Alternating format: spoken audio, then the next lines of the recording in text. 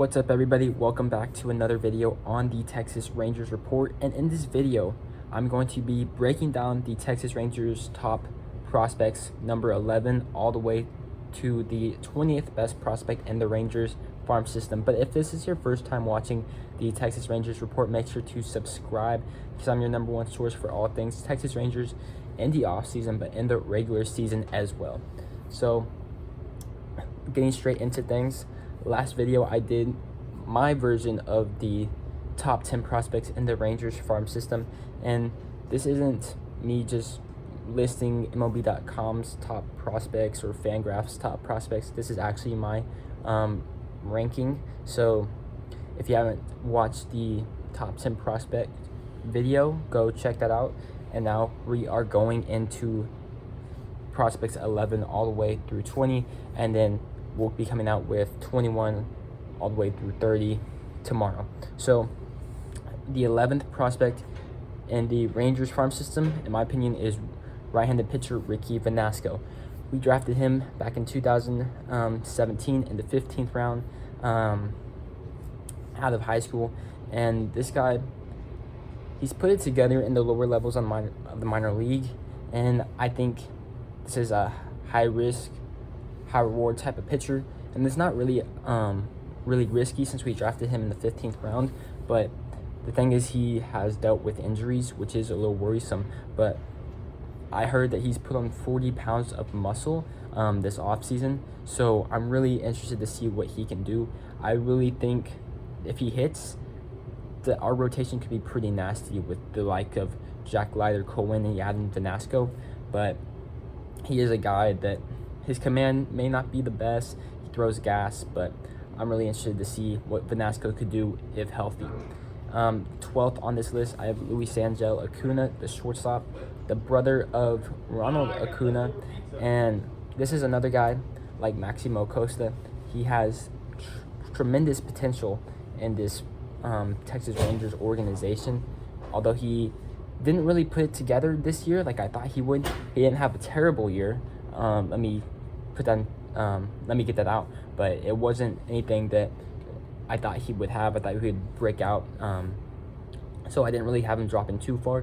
But I really think he needs that year to where he could just put it together, and the Rangers could be really impressed. And I think he is Rule 5 eligible this year, so that is noteworthy. But he could move to the outfield. He could stay at short. So I think there's still a lot of potential in Luis Angel Acuna. 13th on this list, this was a breakout player for the Texas Rangers. We got this guy in the Mike Minor trade, and that is Dustin Harris, the third baseman, first baseman, maybe plays corner outfield. But when we traded Mike Minor to the Athletics, we didn't really expect anything out of these guys. Of course, like, we hope these guys panned out, but when we could have traded Mike Minor back in 2019 when he was an all-star, and we could have probably gotten a top 100 prospect. But we waited because we wanted to compete in a new ballpark, and we traded for Kluber. We signed Jordan Lyles, not Mike Minor, but you guys know what I'm saying. And then Mike Minor regressed, and then we traded him to the Oakland Athletics for Dustin Harris and another outfield prospect. I always forget his name when I'm talking about him. I'm sure it will come to me, or I'll say it in the comment section down below.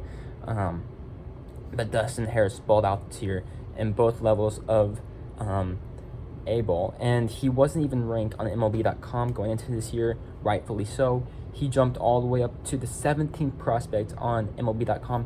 He is the 13th prospect on my list, and he is athletic, so I'm really excited to see what Dustin Harris can do moving forward.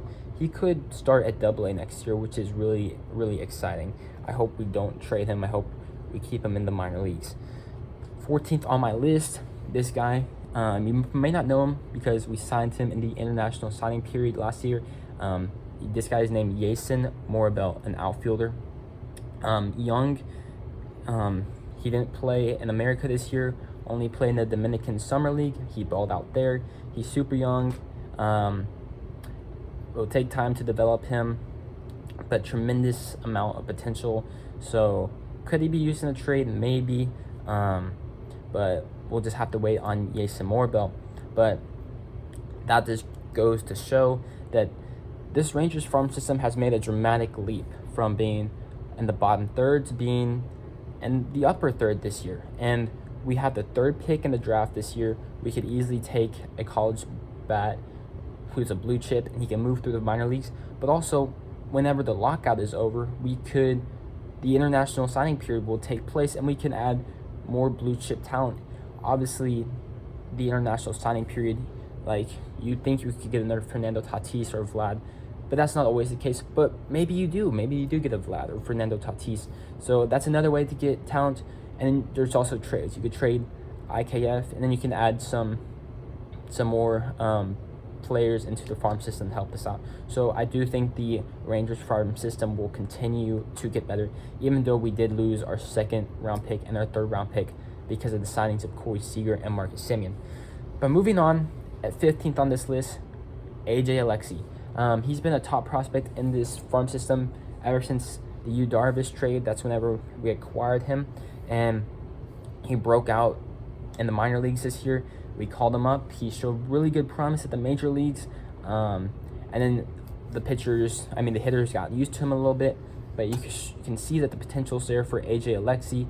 I just think he needs to work on a few things, work on his command a little bit more, but you can definitely see that potential's there, and I'm excited to see what Alexy could do moving forward.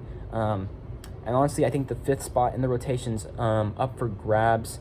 I keep on saying number 1 spot, probably like Kershaw or Rodon if we signed them. Number 2, John Gray. 3, an innings eater. 4, Dane Dunning. 5th spot up for grabs. It could be Alexy, it could be Taylor Hearn, it could be Spencer Howard. We'll just see. Number 17 on my list is Aaron Zavala, our second round pick in the 2021 MLB draft. This goes on the philosophy that the Rangers have been drafting and it's taking prep college players or polished college players, and that's Aaron Zavala. He has a really good hit tool, good bat-to-ball skills, recognition of the strike zone, and that showed in his pro debut this year.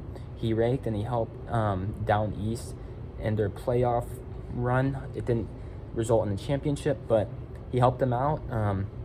I think comps to him could be a Brandon Nimmo type of guy with on-base skills. Not the best defense, not the best power, but good hit tool. Next on my list at number 18 is Tekoa Roby. We drafted him in 2020 in the 3rd round. I thought it was a solid draft pick at the time, because at the time we were drafting Justin Foscue and Evan Carter. I'm like, what are we doing? But just Tekoa Roby, I thought was a solid pick, and then he got injured a few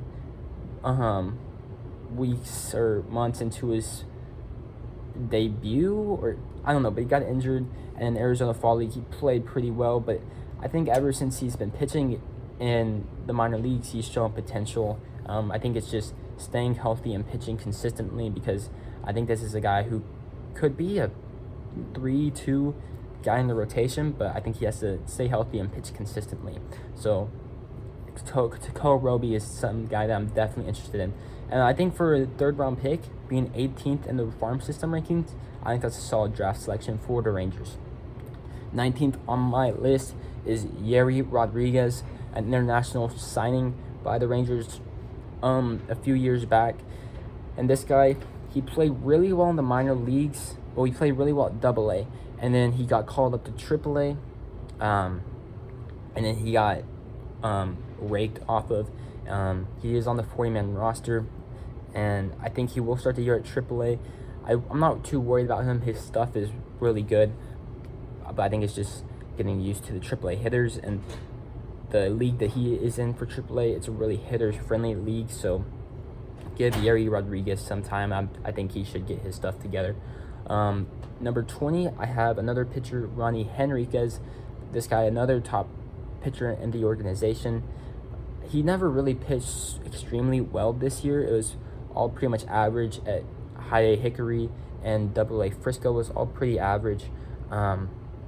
This guy has really good stuff, but the thing is, they've been using him as a starter. All these pitchers I've been talking about have been starters, but for Ronnie Henriquez, he's pretty small. So the thing is, if he's only been pitching average, do we need to move him to the bullpen? as I'm getting to these lower prospects, a lot of these guys, like, they have some potential, but they aren't sure things as like the top 10 or even these top 11 through 20. As I get to these lower guys, they all have like some calling card that could get into the majors, but they all are going to have some sort of thing that could be like, okay, this is the reason why they may not succeed, or they have to do this to succeed. So let me know what you think in the comments section down below, what you think of my 11 through 20 top prospects. If you like the video, please give it a thumbs up, and make sure to check out the Discord, and I'll see you all in the next one. Peace.